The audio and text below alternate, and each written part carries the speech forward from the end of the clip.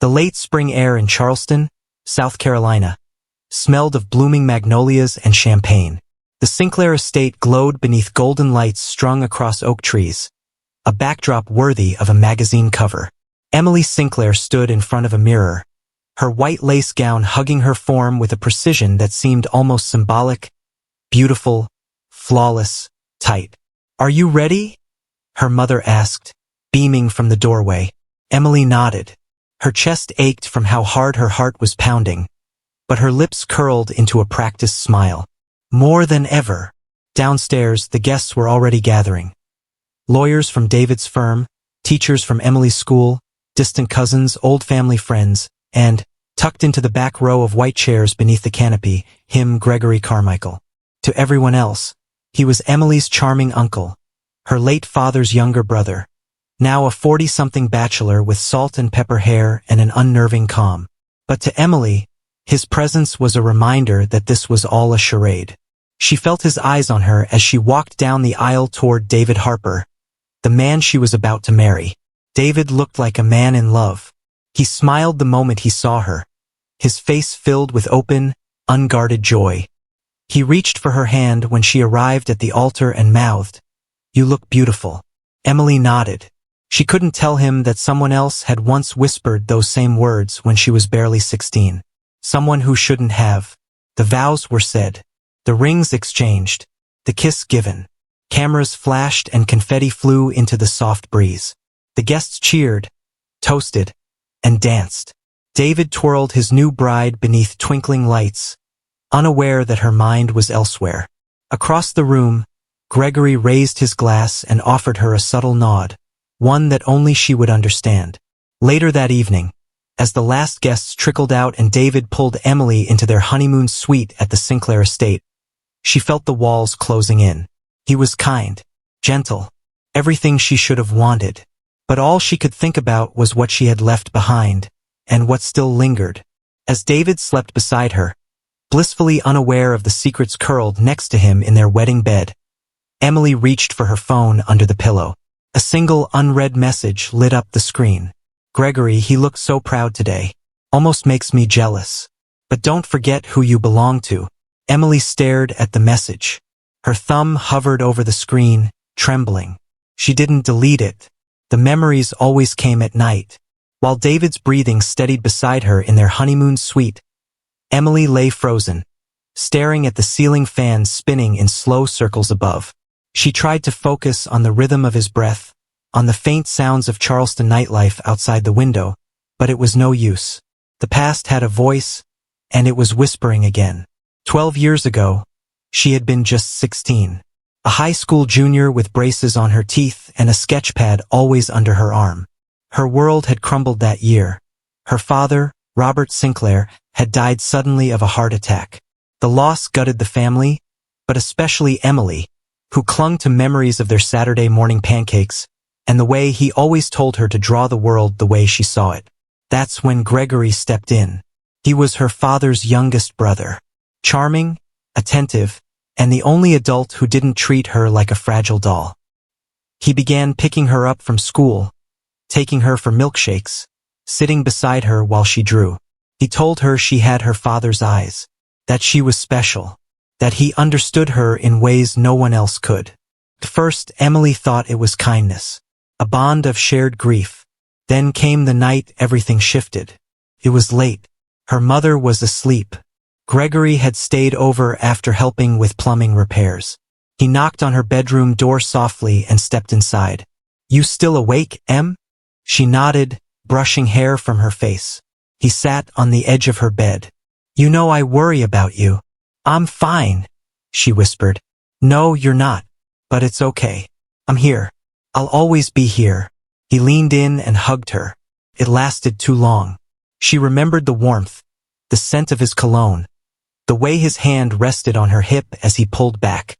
That was the beginning. What followed were months of manipulation dressed up as affection. Secret meetings, touches passed off as accidents, then kisses, then more.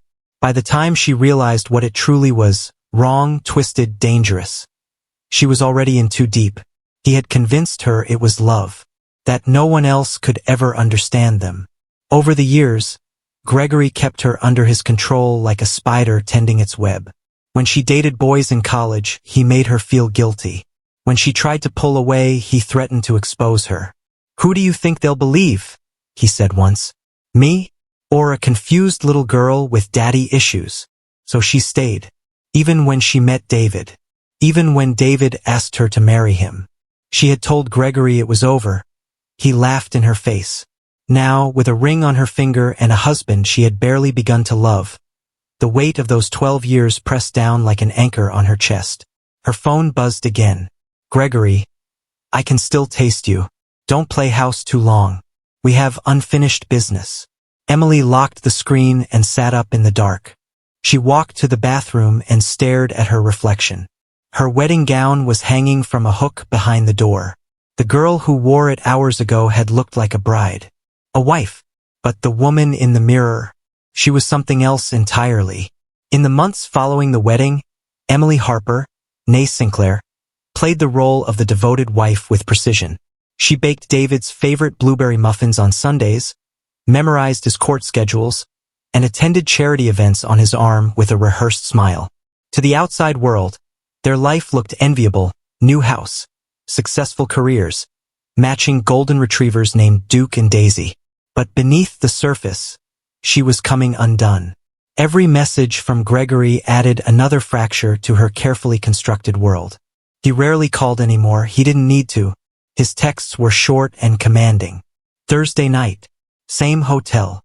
Delete this. Wear the red one." Emily would comply every time. Not because she wanted to, but because she didn't know how not to. Gregory knew too much. He had pictures, messages, recordings, evidence that could destroy her marriage, her family name, her freedom. Worse, he knew how to manipulate her guilt like a puppet string. Whenever she resisted, he brought up her father. "He would have never wanted you to lie like this," Gregory would whisper. "But he's dead. And I'm the only one who really knows you, Emily. The only one who stayed." And David, sweet, steady David, was beginning to notice. He started asking small questions. About her whereabouts, her sudden mood swings, why she sometimes showered late at night or flinched when he touched her back. One evening after dinner, he held her hands across the table. "You've been different lately," he said gently. "Is something wrong?" Emily forced a laugh and looked away. "Work's been crazy." "You sure that's all it is?" She nodded, eyes welling. "I'm sorry, David. I don't want to be this way." He kissed her forehead. "Whatever it is, we'll get through it together."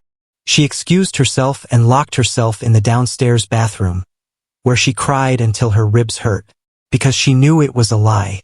David had no idea that his wife was still entangled in a relationship that had begun when she was a child. One that had never ended. Her phone buzzed again. "Gregory, do you think he'd still love you if he knew what you let me do to you in the basement that summer?" The nausea hit instantly. She ran to the toilet and threw up. The spiral was tightening. Every day felt more claustrophobic than the last. She had tried to tell Gregory it needed to stop. That she was married now. That she deserved to move on. But he didn't just laugh, he threatened. "You move on when I say you do. Not before. Unless you want David to know the truth." Emily sat on the bathroom floor, knees hugged to her chest. There was no way out. Unless there was. The first thought arrived like a whisper. A tiny, terrible spark. What if David was gone? Her stomach turned at the idea. But her mind didn't let go. Because if David died accidentally, of course, Gregory would lose all leverage. There'd be no threat left to hold over her. No life left to destroy. It would all die with David. She hated herself for thinking it. But the thought lingered. And a week later, she searched for something on her phone she never thought she would. How to tamper with a car engine without leaving evidence. The first time she mentioned it out loud, even she didn't believe herself.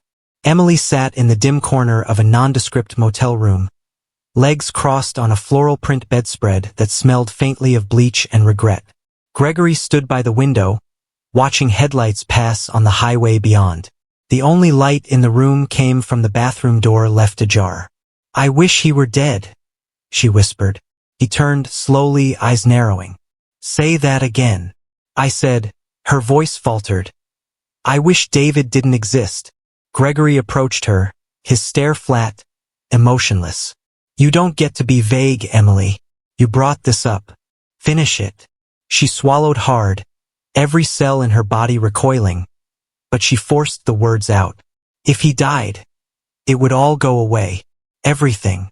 He sat down beside her, their knees nearly touching. For a long moment, there was silence. Then Gregory said, softly, You're right. Emily's pulse thudded in her ears. She waited for him to laugh, to call her crazy. But instead, he took her hand and squeezed it. I've been waiting for you to say it, he added. Wait, what? You think I haven't thought about it? He said, voice low. Every time I see him with you, every time I have to pretend, he's in the way. Emily's hands shook. It was just a thought. I didn't mean. Don't backpedal now, he cut in. You said it. And you're right. If he's gone, it's clean. We move on. No more lies. No more fear. Her breath caught in her throat. She hadn't expected agreement. She'd expected resistance. Or at least doubt. But Gregory had already crossed that line in his mind. She sat there, staring into the worn carpet, listening as he began laying out ideas. It chilled her how casually he spoke, as though planning a business deal instead of a murder. Accidents are believable. The car, maybe, or something in the garage. He's always fixing things, right? He usually checks the brakes himself, Emily said, mechanically. He doesn't trust mechanics. Gregory grinned. Then we don't need a mechanic. Just access. She didn't respond. She couldn't. Her lips had gone dry. Think about it, he said, leaning close enough for her to smell the whiskey on his breath. We do this smart, we're in the clear. No one suspects you. You grieve, you inherit, and then slowly we reconnect. No more hiding. Emily stared at the wall. In that moment, her silence became consent. And Gregory knew it. He stood, buttoned his coat, and walked to the door. I'll take care of the logistics, he said. You just make sure he's driving alone when it happens. She didn't speak. Emily? She turned her head slowly. I love you, he said. You've always been mine. And with that, he left. She sat on the bed, cold creeping through her bones. She didn't cry. Not yet. Something inside her had gone still, like the final click of a locked door. For 12 years, Gregory had manipulated her, shaped her, consumed her. And now she had allowed him to push her beyond the threshold of thought into action. Whether she meant to or not, a pact had been made, and there would be no turning back. By all appearances, life for Emily and David Harper resumed like any other newlywed couple. Weekend brunches, home improvement projects, affectionate selfies. But behind the Instagram smiles, Emily was unraveling. Every moment spent with David was a psychological landmine. His touch felt foreign now, his laughter a bitter echo in her ears. At night, she lay beside him, wide-eyed, listening to the sound of the man she had sentenced to death simply breathe. David had no idea. He was proud of her. He'd even framed one of her charcoal sketches in his office downtown. I married a hidden genius, he'd said with a wink. Emily had nearly burst into tears. Guilt had become her second skin. But Gregory didn't allow her time for second thoughts. Gregory, it's happening. I've got a guy. He works silent. You won't even know when it's done. Gregory, you're doing great. Don't mess this up now. Gregory, make sure the car's ready Tuesday. Leave the garage unlocked. Emily read and deleted the messages immediately. She even began keeping a second phone, hidden inside an empty cereal box in the pantry. David would never look there. Every action felt like sabotage now. When she poured David's coffee, her hands shook. When he kissed her goodbye before heading to work, she counted the seconds, wondering if it would be the last time. One morning over breakfast, David looked at her curiously. You okay? Why wouldn't I be? You've been distant lately. I'm fine. Just tired. He tilted his head. It's not me, is it? Her fork froze midair. What? I don't know, he said carefully. Sometimes it feels like you're not here. Like I'm talking to someone who's pretending to be you. Emily forced a smile. You're overthinking it. Maybe. He leaned in and kissed her cheek. But I love you. Don't forget that. That night, Emily got drunk alone in the bathtub. She replayed his words again and again. I love you. Don't forget that. She wanted to scream. She wanted to run. She wanted someone, anyone, to yank her out of this nightmare. But the wheels were already in motion, and Gregory was pushing harder. Gregory, Tuesday. His brake lines will be sliced. You just make sure he's the one driving that morning. Gregory. And don't FCK it up, Em. I've risked everything for you. Asterisk. That Tuesday morning came dressed in normalcy. Sunlight through the kitchen window. David wearing his navy suit. Duke and Daisy wagging their tails at the door. I'm running late, he said, grabbing his briefcase. I'll take your car. No, Emily blurted it out too quickly. He raised an eyebrow. I mean, mine's low on gas, she lied. He nodded and kissed her once. Then again, longer. You sure you're okay? She smiled. Yeah, go. You'll be late. She stood at the window and watched as he got into his car. The same car Gregory's contact had tampered with in the early hours of the morning. Her nails dug into her palms as he reversed from the driveway, waved, and disappeared down the street. She waited. 10 minutes passed. Then 20. No call. No sirens. An hour. Still nothing. And then her phone rang. It was David. Hey, he said, cheerful. Got to work in record time. No traffic today. Crazy, right? Emily's knees buckled. The plan had failed. The moment Emily hung up the phone, her world began to spin. David was alive, cheerful, oblivious, and that meant something had gone terribly wrong, or hadn't gone wrong enough. She stood in the kitchen, her breath shallow, her mind whirling in every direction. The car had been tampered with. Gregory had assured her the plan was airtight. So why was David still breathing? She texted Gregory immediately on the burner phone. Emily, what happened? He drove the car. Nothing happened. Gregory, that's impossible. Emily, he's fine. He's at work. You said it was done. Gregory, let me talk to my guy. Don't panic. But panic was already spreading through her body like fire through dry grass. Her hands shook. Her skin itched. Every sound, the refrigerator humming, Duke's paws on the floor, a bird outside, felt amplified, dangerous, untrustworthy. Had the contact backed out?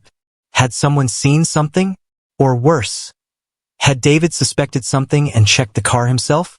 That evening, when David returned home, Emily forced herself to act normal. She greeted him with a smile, dinner half prepared, wine already poured.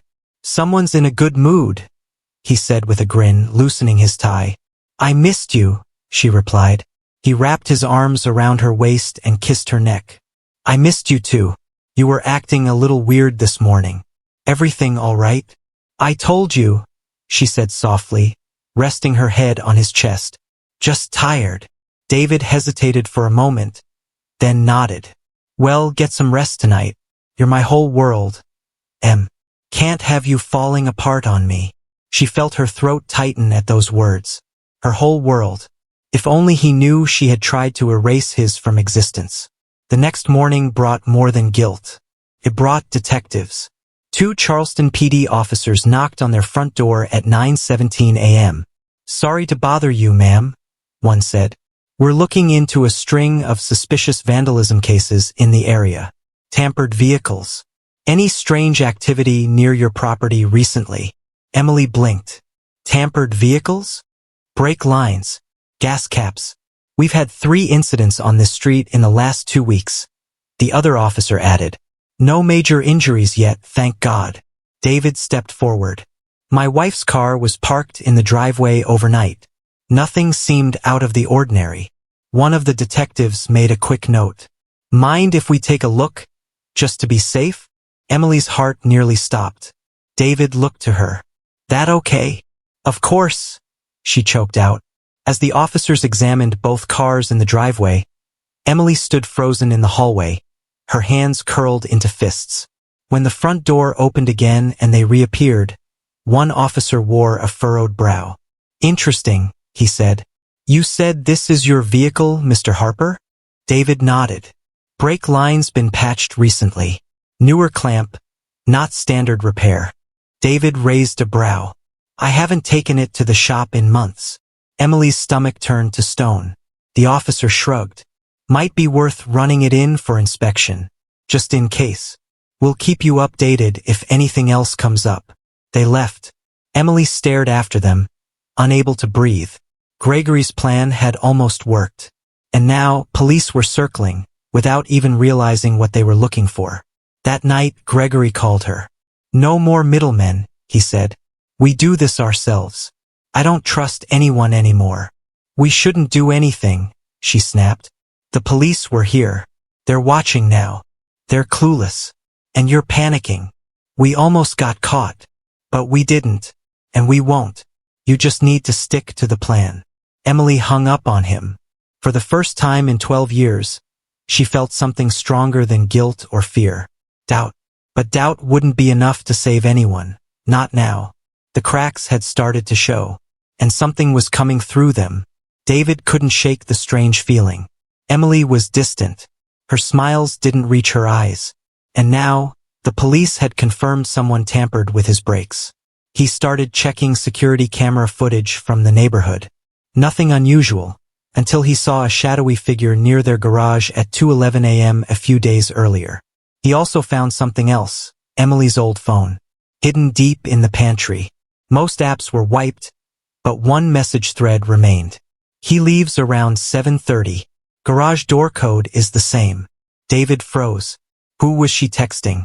And why did it sound like she had given someone his schedule? David didn't confront Emily right away. He copied the messages and sent them to a friend in law enforcement. Then he played the part, loving, curious, careful. Emily, meanwhile, was unraveling. Gregory was becoming more aggressive. He started showing up without warning. One night, he appeared in their backyard, eyes wild. "You're stalling," he hissed. He should have been dead by now. Emily was terrified. Not of David anymore, but of Gregory. She realized something horrifying. Even if David disappeared, Gregory would still control her.